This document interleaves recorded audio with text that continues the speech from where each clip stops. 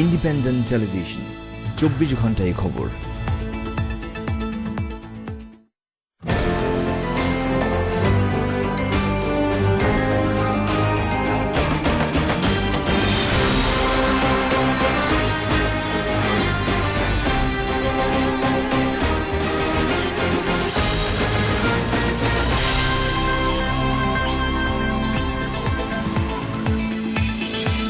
Software বাজার সম্প্রসারণে উদ্যোক্তাদের সক্ষমতা বাড়ানোর পরামর্শ বিশেষজ্ঞদের।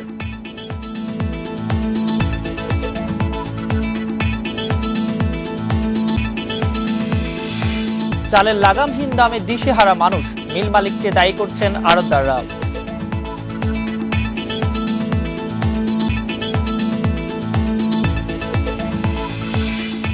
বিকাশের প্রায় ৩,০০০ এজেন্ট অবৈধ লেনদেনে জড়িত, কার্যক্রম স্থগিতের নির্দেশ।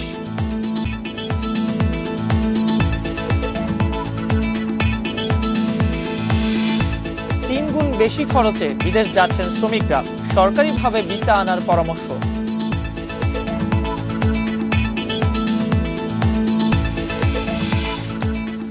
তথ্য প্রযুক্তি খাতে $1 বিলিয়ন রপ্তানি আয়ের বেশিরভাগই আসে সেবা খাত থেকে, মাত্র 20% আসে সফটওয়্যার থেকে।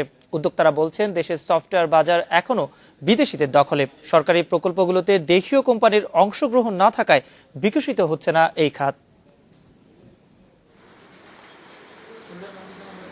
5 বছরে তথ্য প্রযুক্তি খাতে রপ্তানি আয় বেড়েছে দ্বিগুণেরও বেশি। গত অর্থ বছরে এ খাতে রপ্তানি আয় $100 কোটি। এর বেশিরভাগ আসে প্রযুক্তি সেবা খাত থেকে। দক্ষ লোকবলের অভাব, বড় প্রতিষ্ঠানগুলোর দেশীয় সফটওয়্যার ব্যবহারে অনীহার কারণে অভ্যন্তরীণ বাজারে পিছিয়ে এ খাত। উদ্যোক্তারা বলছেন, সফটওয়্যার তৈরি ও এ সংক্রান্ত সেবা দিতে সক্ষম দেশীয় কোম্পানিগুলো। সরকারি পর্যায়ে যেসব কাজগুলো হয় সেই কাজগুলো প্রায় সব বিদেশিরা করে।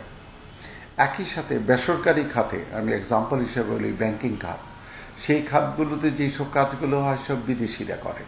তার মানে হচ্ছে বড় বড় কাজের সাথে কিন্তু আমরা যুক্ত হতে পারছি না।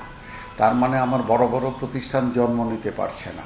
সেই কারণে আমার জব প্রোভাইডার যে তার জায়গাটাও বড় করার দরকার আছে। ক্লায়েন্টদের এটার ব্যাপারে আগ্রহ থাকতে হবে, আমাদেরকে একটা সুযোগও দেওয়ার মেন্টালিটিটা থাকতে হবে। গভর্নমেন্টকেও ওই মেন্টালিটিটা থাকতে হবে যে না, বাংলাদেশে খুব ভালো কোয়ালিটির সফটওয়্যারের কাজ হয়। দেশের সফটওয়্যারের বাজার $25 কোটি।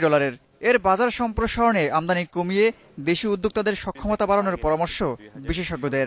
$5 বিলিয়ন যে একটা রপ্তানি করা, কিন্তু সাথে সাথে এইখানে রপ্তানির সাথে একটা জিনিস খুব টেকনিক্যালি মিসড হয়ে যাচ্ছে, সেটা হচ্ছে আমদানির ব্যাপারটা। আপনি শুধু রপ্তানি করবেন এবং সেই নাম্বারটা বলবেন যে আমি এতটুকু রপ্তানি করেছি, কিন্তু কতটুকু আমদানি করেছেন সেটাও বলেন। এবং আমদানি যদি করতে হয় সেটা কেন করছেন। সফটওয়্যার তো এমন কোনো জিনিস না যেটা ইউএসএ বসে তৈরি করলে ভালো হবে, বাংলাদেশে বসে তৈরি করলে ভালো হবে না। তার মানে কি, ইউএসএ যে প্রোডাক্টটা, যে সফটওয়্যারটা তৈরি করা যায়, সেটা আপনার দেশেও তৈরি করা যায়। দেশের 800 নিবন্ধিত আইটি ফার্মের মধ্যে সফটওয়্যার রপ্তানি করে মাত্র 25%। Abdullah Mamun, Independent News, Dhaka. এ বিষয়ে আরো বিস্তারিত কথা বলতে আমাদের সাথে স্টুডিওতে আছেন তথ্য প্রযুক্তি বিশেষজ্ঞ বিএম মইনুল হোসেন। জনাব মইনুল হোসেন, আপনাকে স্বাগত জানাচ্ছি। আমরা একটা স্টোরি দেখছিলাম যে আপনারাই বলছেন যে তথ্য প্রযুক্তি খাতের অর্থাৎ সফটওয়্যার রপ্তানিতে আমরা এখনো পিছিয়ে, এবং আমাদের যে সরকারি প্রকল্পগুলোতে আপনাদের অংশগ্রহণটি নাই। গত 3-4 বছরে আমরা তো অনেকটুকু এগিয়েছি, কিন্তু এই যে জায়গাটা, সেটা আপনারা কেন পারছেন না দখল করতে? গত 3-4 বছরের কথা আমি পরে বলি, আগে গত 3-4 দিন আগের কথা বলি। সেটা হচ্ছে যে এই গত 3-4 দিন আগেই সরকারি একটা মন্ত্রণালয় থেকে একটা এক্সপ্রেশন অফ ইন্টারেস্ট, যেটা একটা সার্কুলার দেওয়া হয়েছে। সেখানে একটা ERP solution, enterprise resource planning আমরা বলি, সেই সলিউশনের জন্য ওনারা ইন্টারেস্টেড কোম্পানিগুলোকে আহ্বান করছেন আসার জন্য। সেখানে ক্লিয়ারলি লেখা আছে যে যে কোম্পানির গত 10 বছরে $10 বিলিয়ন টার্নওভার আছে, তারা শুধু অ্যাপ্লাই করতে পারবে। তার মানে কি দাঁড়াচ্ছে, বাংলাদেশে সফটওয়্যার ফার্ম মিলেই তো আপনি $10 বিলিয়ন একটা হিসেব দেখাতে পারবেন না। তো আপনি একদিকে বলছেন যে আমি আসেন, স্টার্টআপ আসেন, সফটওয়্যার করেন, দেশীয় উদ্যোক্তা তৈরি হন, সবকিছু করবেন, বলবেন, প্রমোট করবেন, ডিজিটাল বাংলাদেশ করবেন, ডিজিটাল করবেন, আর কাজ করার সময় আপনি বিদেশি কোম্পানিকে দেবেন। তো আমাদের কোম্পানিগুলো টিকবে কি করে? তারা কিভাবে তাদের টার্নওভারটা 10 বিলিয়ন কি 10 মিলিয়নই বা হবে কি করে? তাহলে আপনি মুখে এক কথা বলবেন আর কার্যকলাপে দেখাবেন আরেক কথা, বাইরে থেকে নিয়ে আসবেন সফটওয়্যার। হ্যাঁ, এটা ট্রু যে আমি বাইরের অনেক কোম্পানি আছে যারা খুব ম্যাচিওর, তাদের সফটওয়্যার কোয়ালিটি আপনি যদি বলেন, এটা অস্বীকার করার উপায় নেই যে বেটার হবে। স্টিল আপনি দেশীয় কোম্পানিকে আপনি সাপোর্ট দিতে হবে, তারা তো আজকে ওই জায়গায় যায় না, তারা 30-40 বছর ধরে এইসব লাইনে কাজ করছে। তো আমার যে 3-4 বছর ধরে কাজ করা যে সফটওয়্যার ফার্মগুলো, তাদেরকে টিকে থাকতে হবে, তাদেরকে তো আপনি 10 বছর 15 বছর আপনি সার্ভাইভ করার সুযোগটা দিতে হবে। সেটা কে দেবে? প্রাইভেট ফার্ম এসে তাদেরকে টাকা দিয়ে যাবে না, সরকারকে দিতে হবে। সরকার সেই জায়গাটাই, সেখানে আমার মনে হয় যে সেদিকে নজর দেওয়া উচিত সরকারের, যে বাইরে থেকে আনলেই সফটওয়্যার ভালো হবে এমন কোনো কথা নাই। তাদের ম্যানেজারিয়াল কোয়ালিটি অ্যাসুরেন্সের ব্যাপারগুলো একটু ডেভেলপড, উন্নত মানের, সেটা অস্বীকার করছি না, কিন্তু সেটা মেনে নিয়েই স্টিল আমাদের দেশীয় কোম্পানিগুলোকে সেই জিনিসটা দিতে হবে। এবং এটা প্রুভড যে আমাদের কোম্পানিগুলো সেই কাজটা করতে পারে। আমাদের যে সফটওয়্যার ফার্মগুলো আছে, বড় যে ভালো যে সফটওয়্যার ফার্মগুলো, তারা বিদেশে অহরহ ইউএসএ, এবং ইনফ্যাক্ট তাদের মানে ইনকাম সোর্স বা তাদের যে রানিং কস্ট আসেই বাইরের এটা তাহলে সফটওয়্যারগুলো হচ্ছে না আসলে কি কারণে? আপনার কি মনে হয় যে সরকারের নীতি নির্ধারক পর্যায়ে যারা এই বিষয়গুলো দেখেন, তাদের কি অজ্ঞতা আছে কিনা আইটি সম্পর্কে? তাদের আত্মবিশ্বাস, মানে আমাদের দেশের যে সফটওয়্যার ফার্মগুলো, তাদেরকে ট্রাস্ট করার যে জায়গাটা, সেই জায়গাতে ওনারা কমফোর্টেবল না।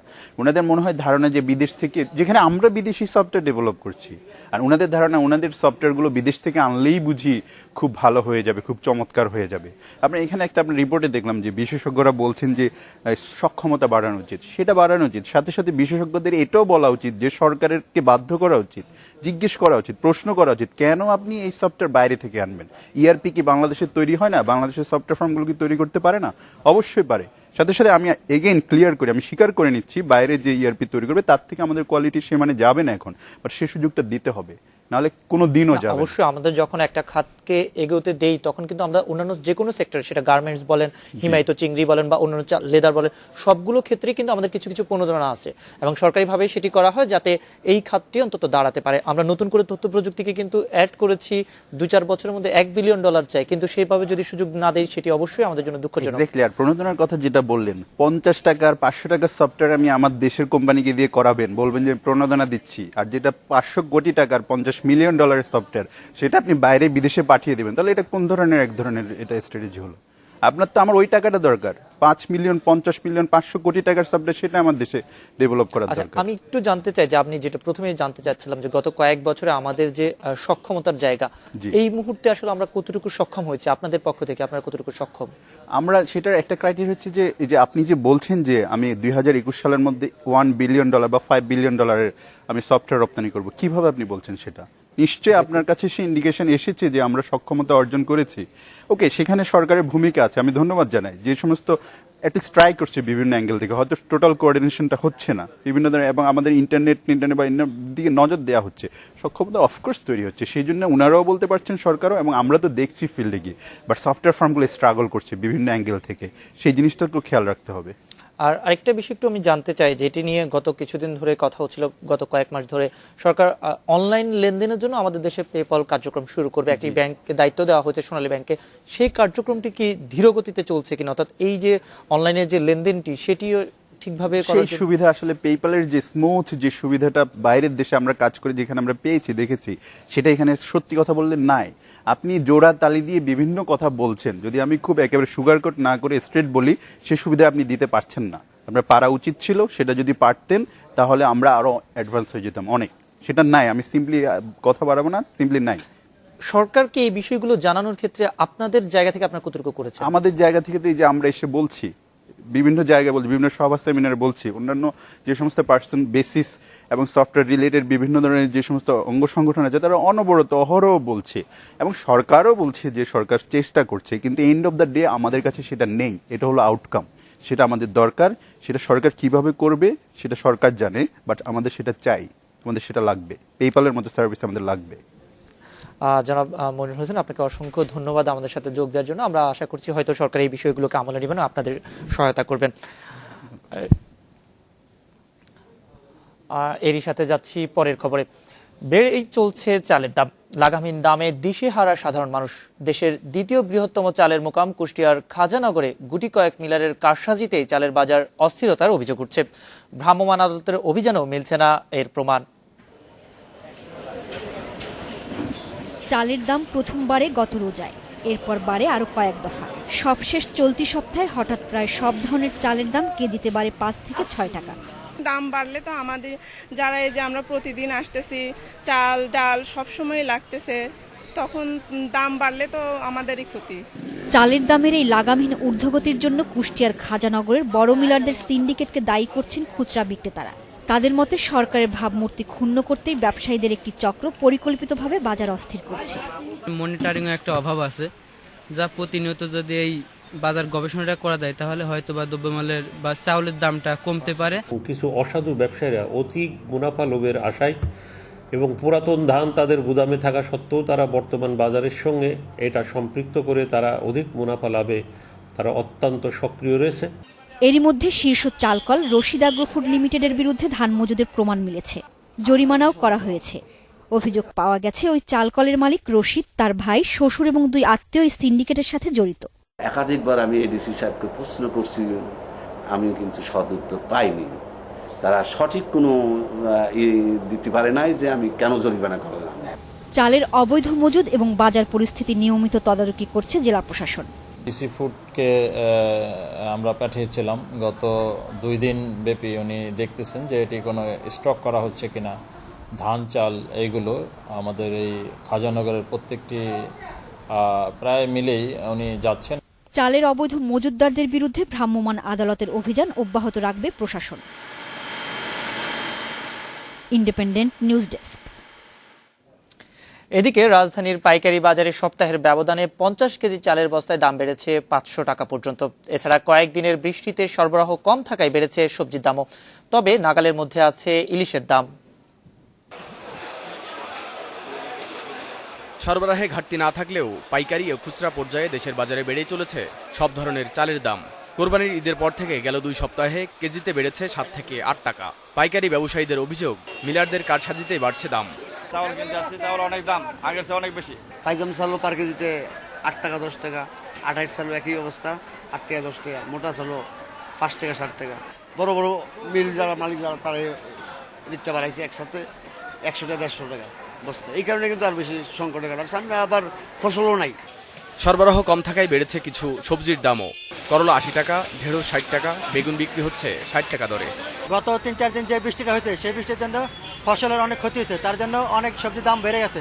যেমন আজকে ভেন্ডির দাম বাড়ছে, গাজরের দাম বাড়ছে, লেবুর দাম বাড়তি, কিন্তু আমাদের ইন্ডিয়ান টমেটোর দাম একটু কমছে। কিছু কিছু জিনিস আছে দাম আগের মতোই আছে, তবে আগে চেয়ে চড়া দাম। বেগুন 80 টাকা কেজি, তারপর টমেটো হলো 140 টাকা কেজি, করলা 80 টাকা কেজি।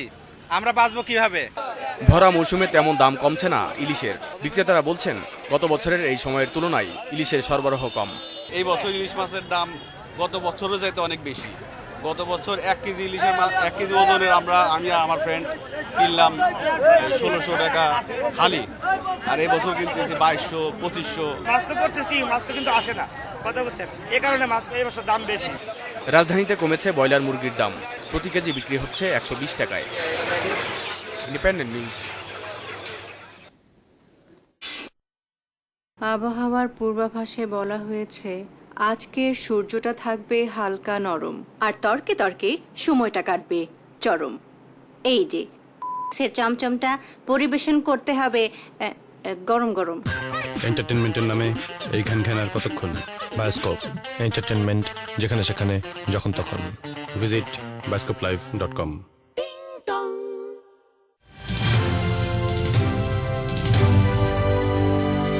ইন্ডিপেন্ডেন্ট টেলিভিশন, 24 ঘন্টায় খবর।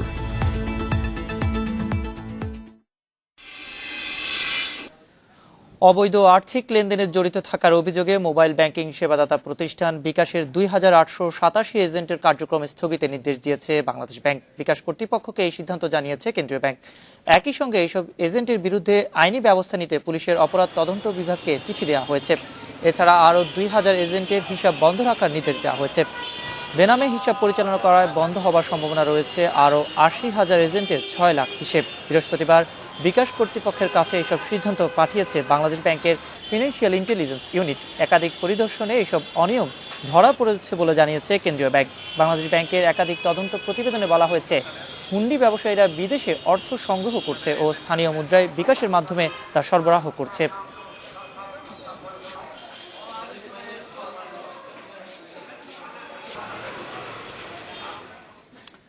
সরকার নির্ধারিত টাকা থেকে দ্বিগুণ তিনগুণ বেশি অর্থ খরচ করে সৌদি আরবের 15টি দেশে যেতে বাধ্য হচ্ছেন বাংলাদেশি শ্রমিকরা।